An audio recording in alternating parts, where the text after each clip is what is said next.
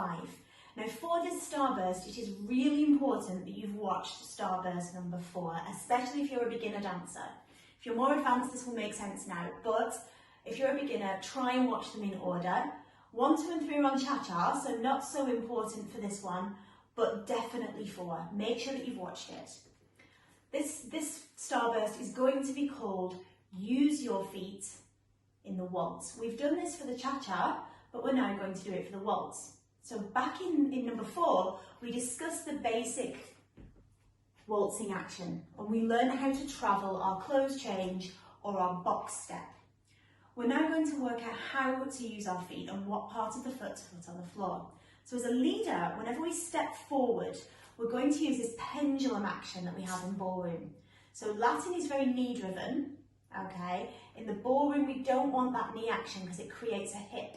So what we want to do is create a pendulum action under our body. So we're going to step forward on a heel. Now that might feel a little bit strange, but just think, when you normally walk forward down the street, we walk heel first anyway. So it should be second nature.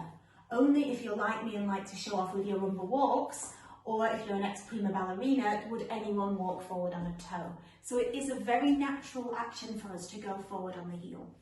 So when we take that first step forward, we're going heel, and then we're going to roll the body weight onto the toe. The reason for this will come up in the next video. When we step to the side and slightly forward, we're going to just use the toe, okay? We're not going to go toe heel. It's not going to stay flat, okay? We're just going to use the toe, and that heel is going to stay off the ground. It's going to be very important later on.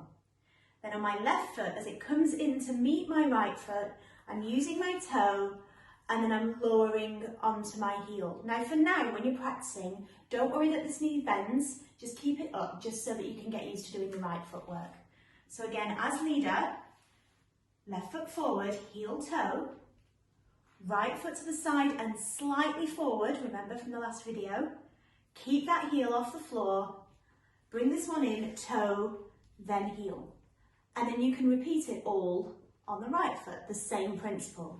So whenever we have a closed change action, or the box step as you've probably been taught it, it is heel, toe, toe, toe, heel, 3 steps.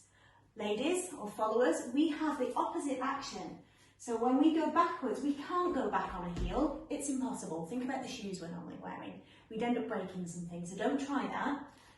Just remember, we're going to go back toe, heel, so I'm putting all of my weight. And as I take this foot to the side, remember it's side and slightly back to allow to travel, we're going to keep this heel off the floor. It is important later on. We're going to bring this foot in, on the toe, and then lower on the heel. Okay, now at this point, we're not talking about what's going on with all of my body connection. We have lots of things like CBM and all these crazy words that we're going to use later on. You're going to learn those in your classes with your teachers, or maybe later on in more advanced starbursts. But for now, just practice heel, toe, toe, toe, heel when we go forwards, and when we go backwards, toe, heel, toe, toe, heel. Okay? Go back to number 4. Remember what you need to be doing with your feet and where you're putting them, and then watch this one and work out how you're putting them down, okay? Have a go, have a practice, let me know what you think, and have fun.